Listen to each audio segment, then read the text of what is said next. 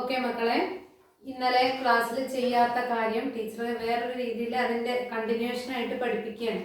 അപ്പം നിങ്ങൾക്ക് ഈ ആശയങ്ങൾ പഠിക്കാൻ എളുപ്പമുണ്ട്. 3 കേസുകളാണ് ഈ പാഠത്തിൽ ചർച്ച ചെയ്യുക. ഇതിൻ്റെ 4ാമത്തെ ഭാഗം ടാൻജൻസ് എന്ന് പറഞ്ഞ പാഠഭാഗത്തിൽ വീണ്ടും വരും. അപ്പം നമ്മൾ ഹാഫ് ഇയർലി പരീക്ഷ മുതൽ പഠിക്കുമ്പോൾ ഈ 4 എണ്ണവും ഒരുമിച്ച് വേണം പഠിക്കാൻ. അല്ലാതെ സർക്കിളത്തെ കഴിഞ്ഞിട്ട് ടാൻജന്റ് പഠിക്കുക അങ്ങനെയല്ല, സർക്കിളും ടാൻജന്റും ഒരുമിച്ച് വേണം പഠിക്കാൻ. ആ രീതിയിലാണ് ടീച്ചർ ഇപ്പോൾ ക്ലാസ് എടുത്ത് പോകുന്നത്. 2ാമത്തെ സന്ദർഭം നമുക്ക് നോക്കാം. നമ്മൾ നേരത്തെ കണ്ടു, AB എന്ന് പറഞ്ഞൊരു കോഡും CD എന്ന് പറഞ്ഞ കോഡും ഇന്റർസെക്ട് ചെയ്താൽ PA × PB = PC × PD ആയിരിക്കും എന്ന് നമ്മൾ പഠിച്ചു അല്ലേ? അപ്പൊ ഇത് ഈ ചിത്രത്തിലും ബാധകല്ലേ? പക്ഷേ ഈ ചിത്രത്തിന് കഴിഞ്ഞ ചിത്രത്തിൽ നിന്നും ഒരു വ്യത്യാസമുണ്ട്. എന്താണ് ആ വ്യത്യാസം? ചിത്രം ഒന്ന് നല്ലപോലെ ശ്രദ്ധിച്ചു നോക്കൂ. കൃത്യമായിട്ട് നമുക്ക് മനസ്സിലാക്കാം. നേരത്തെയുള്ള ചിത്രം ടീച്ചർ റഫായിട്ട് ഇങ്ങനെ വരയ്ക്കുമ്പോൾ ഇത് AB-യും ഇത് CD-യും സെന്ററിലൂടെയല്ല പാസ് ചെയ്യുന്നത്. നോക്കൂ, അതിലത്തെ ഒരു കോഡ് എന്തായിട്ട് മാറി? ഡയമീറ്റർ ആയിട്ട് മാറി. അത് ഏതിലൂടെ കടന്നു പോകുന്നു? സെന്ററിലൂടെ കടന്നു പോകുന്നു. അപ്പോ ഒരാള് നേരെയായപ്പോ 2ാമത്തെ കോഡും നേരെ. എന്താ അയാൾക്ക് വന്ന് നേരെയാവില്ല? അയാള് സെന്ററിലൂടെയാണോ കടന്നു പോകുന്നത്?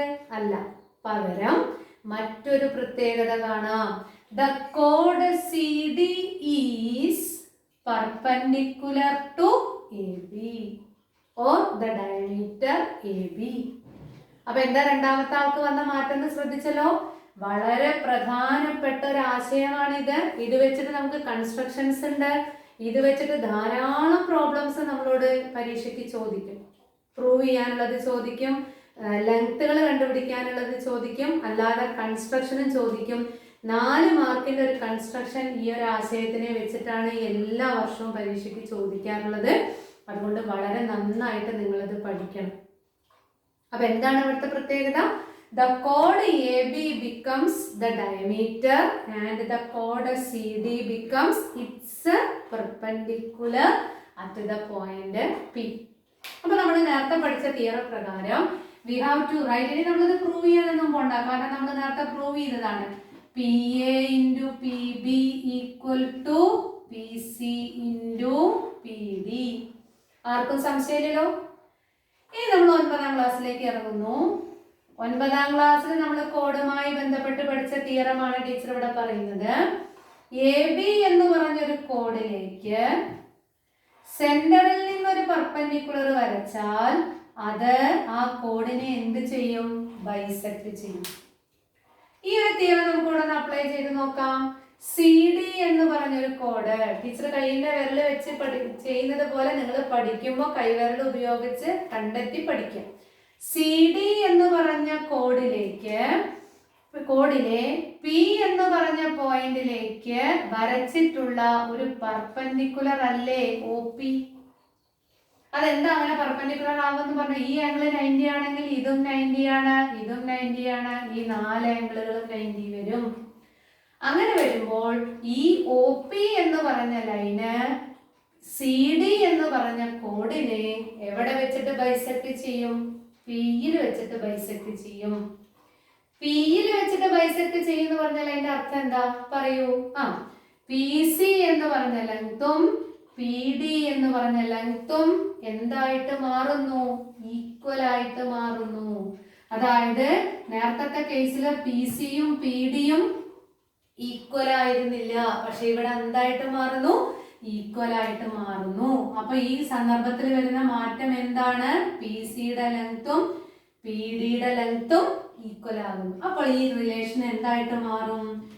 PA × PB = PC × PC. കാരണം PDക്ക് പകരം ഞാൻ എന്ത് തന്നെ എഴുതി? PC തന്നെ എഴുതി. That is PA × PB = PC² എന്ന് കിട്ടുന്നു. അപ്പൊ നോക്കൂ, ഈ ചിത്രത്തിന്റെ താഴോട്ടുള്ള ഭാഗം നമുക്ക് ആവശ്യമുണ്ടോ? സത്യത്തില് ഈ സർക്കിളിന്റെ ഈ CD എന്ന് പറഞ്ഞ കോഡിന്റെ മുഴുവൻ ഭാഗവും നമുക്ക് ആവശ്യമുണ്ടോ? ഇല്ല. എന്താ കാരണം? ഈ പി സിയുടെ നീളം 10 ആണെങ്കിൽ പി ഡിയുടെ നീളവും എത്ര തന്നെയാണ്? 10 ആണ്.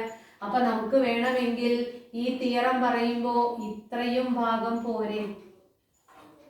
ഒരു സെമി സർക്കിൾ വെച്ചിട്ട് നമുക്ക് ഈ തിയറം പറഞ്ഞുകൂടെ? മാറ്റങ്ങൾ ശ്രദ്ധിക്കുക.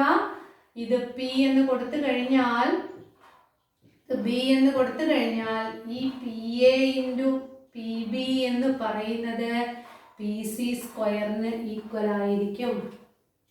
ക്ലിയർ ആയല്ലോ?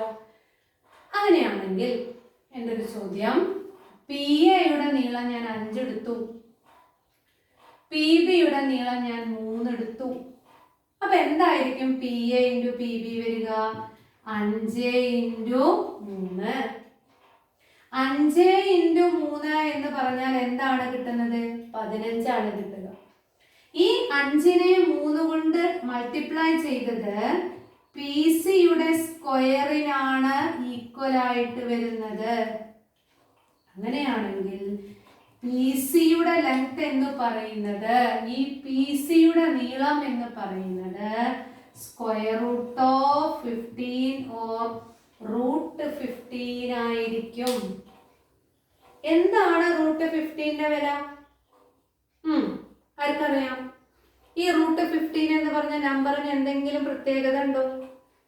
കഴിഞ്ഞ വർഷം നിങ്ങൾ ന്യൂ നമ്പേഴ്സ് എന്ന് പറഞ്ഞിട്ടൊരു പുതിയ ഭാഗം നിങ്ങൾ 9ാം ക്ലാസ്സിൽ പഠിച്ചിട്ടുണ്ടല്ലോ. എന്തായിരുന്നു ആ ന്യൂ നമ്പേഴ്സ്? അതിന്റെ പേര് പോട്ടെ, irrational numbers. Root 15 is an irrational number. അപ്പൊ എൻ്റെ ഒരു ചോദ്യം, ഈ റൂട്ട് 15ന്റെ വില നമുക്ക് കൃത്യമായിട്ട് കണ്ടെത്താൻ പറ്റില്ല. നമുക്കറിയാം, കഴിഞ്ഞ വർഷം നമ്മൾ പഠിച്ചതാണ്.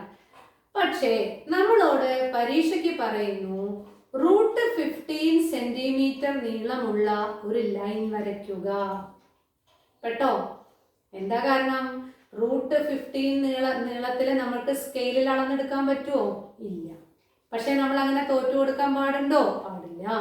നോക്കൂ, ഈ പി സിയുടെ നീളം എനിക്കിപ്പോൾ എന്താ കിട്ടിയത്? റൂട്ട് 15. ധൈര്യമായിട്ട് പറയാം, P C equal to root 15. ഈ നീളം നമുക്ക് കോമ്പസിൽ എടുക്കാൻ കിട്ടില്ലേ? കിട്ടും. അപ്പൊ എന്താണ് ഈ ഒരു തിയറത്തിന്റെ അപ്ലിക്കേഷൻ, അല്ലെങ്കിൽ ഈ തിയറം പഠിച്ചാലുള്ള ഒരു ഉപയോഗം എന്താ? നമ്മൾക്ക് സ്കെയിലിൽ എടുക്കാൻ പറ്റാത്ത മെഷർമെന്റുകളെ പോലും കൃത്യമായിട്ട് നമുക്ക് അളവെടുത്ത് വരയ്ക്കാൻ സാധിക്കും. എന്തിന്റെ സഹായത്താൽ? സർക്കിളിന്റെ സഹായത്താൽ. ക്ലിയർ ആയല്ലോ? അപ്പൊ നോക്കൂ, ഇവിടെ റൂട്ട് 15 കിട്ടി. അങ്ങനെയാണെങ്കിൽ ഇത് 6ഉം 2ഉം ആണെങ്കിലോ? പറയൂ. 6 ഇൻറ്റു 2 12. അപ്പൊ ഇതിന്റെ നീളം എന്താണ് കിട്ടുന്നത്? റൂട്ട് 12. ക്ലിയർ ആയോ? അപ്പൊ റൂട്ട് 2 ഇറേഷണൽ നമ്പർ അല്ലേ? റൂട്ട് 2ന്റെ ലെങ്ത് കിട്ടണമെങ്കിലോ? പറയൂ. ഈ നീളം 2ഉം ഈ നീളം 1ഉം എടുത്താൽ മതി. ഒരു 2 2. അപ്പോ ഇതിന്റെ നീളം എത്രയുണ്ടായിരിക്കും? റൂട്ട് 2 ഉണ്ടായിരിക്കും. അപ്പൊ നിങ്ങൾ ഇത് പഠിച്ചു കഴിഞ്ഞാൽ നിങ്ങൾ ചെയ്യേണ്ടത് ഒരു ടേബിൾ ഉണ്ടാക്കണം. ഈ ഒരു ചിത്രം വരച്ച്, ഞാനത് നോട്ട്സ് ചെയ്യുമ്പോൾ ഞാൻ നിങ്ങളോട് സൂചിപ്പിക്കാം. ഒരു ടേബിൾ വരച്ച് ആ ടേബിളിന്റെ ഹെഡിങ്ങുകൾ നമ്മൾ എന്ത് കൊടുക്കുന്നു? ഈ നീളങ്ങൾ കൊടുക്കുക. പി എ, ഇതാണല്ലോ പി എ. അടുത്തത് ഏതാണ്? P B. അപ്പൊ പി സിയുടെ നീളം എന്തുണ്ടായിരിക്കും? നമ്മൾ ചെയ്ത് പഠിക്കണം, വളരെ പ്രധാനപ്പെട്ടതാണ്. അപ്പൊ പി എയുടെ നീളം 5ഉം പി ബിയുടെ നീളം 3ഉം ഉണ്ടെങ്കിൽ പി സിയുടെ നീളം എത്രയുണ്ടാകും? റൂട്ട് 15 ഉണ്ടായിരിക്കും. അതുപോലെ പി എയുടെ നീളം 8ഉം പി ബിയുടെ നീളം 3ഉം ഉണ്ടെങ്കിൽ പി സിയുടെ നീളം റൂട്ട് 24 ഉണ്ടായിരിക്കും. അപ്പൊ ഈ ഒരു ഭാഗം പഠിച്ചതിന്റെ ഉപയോഗം എന്താന്ന് മനസ്സിലായോ? എന്താ ഉപയോഗം? നമ്മുടെ സ്കെയിലിൽ എടുക്കാൻ പറ്റാത്ത അളവുകളെ നമുക്ക് സർക്കിൾ ഉപയോഗിച്ചിട്ട് നിർമ്മിച്ച് നമുക്ക് കോമ്പസിലേക്കോ ഡിവൈഡേഴ്സിലേക്കോ ലെങ്ത് നമുക്ക് മെഷർ ചെയ്തെടുക്കാം. അപ്പൊ റൂട്ട് 15 ലെങ്ത് ഉള്ളൊരു ലൈൻ വരയ്ക്കാൻ പറഞ്ഞാൽ ഏതിന്റെ ലെങ്ത് ആണ് റൂട്ട് 15? പി സിയുടെ നീളം. കഴിഞ്ഞ കൊല്ലം നിങ്ങൾ നമ്പർ ലൈൻ ഒക്കെ പഠിച്ചപ്പോൾ നിങ്ങൾ പഠിച്ചിട്ടുണ്ട് അല്ലേ? ഇറേഷണൽ നമ്പേഴ്സ് നമ്പർ ലൈൻസ് ഉപയോഗിച്ചിട്ട് അടയാളപ്പെടുത്താൻ നിങ്ങൾ പഠിച്ചിട്ടില്ലേ? റൂട്ട് 2 1 1 റൂട്ട് 2 ഓർമ്മല്ലേ നിങ്ങൾ ചെയ്തത്? Root 2 1 root 3. അപ്പൊ ഇറേഷണൽ നമ്പേഴ്സ് അടയാളപ്പെടുത്താൻ, അതിന്റെ നീളം അടയാളപ്പെടുത്താൻ നമ്പർ ലൈനിന്റെ ആശയം ഉപയോഗിച്ചിട്ട് നിങ്ങൾ കഴിഞ്ഞ വർഷം പഠിച്ചു. ഈ വർഷം നിങ്ങൾ എന്ത് ഉപയോഗിച്ചിട്ടാണ് പഠിപ്പിക്കുന്നത്? അതിനേക്കാൾ എളുപ്പമുള്ള വഴിയാണ് സർക്കിൾ ഉപയോഗിച്ചിട്ട് നമുക്ക് വരയ്ക്കാം. അപ്പൊ ആ ഒരു രീതിയിലേക്ക് കൊണ്ടുപോകാനാണ് ഈ ഒരു ആശയം നിങ്ങളെ പഠിപ്പിക്കുന്നത്. അപ്പൊ ഈ ആശയം വന്നത് എവിടുന്നാണ്? ഒന്നുകൂടി പറയാം. PA × PB = PC × PD. അതിലത്തെ ഒരു കോഡായ AB എന്തായി മാറുന്നു? ഡയമീറ്ററായും രണ്ടാമത്തെ കോഡായിട്ടുള്ള CD അത് എന്തായിട്ട് മാറുന്നു? പെർപെൻഡിക്കുലർ ആയിട്ടും മാറുന്നു.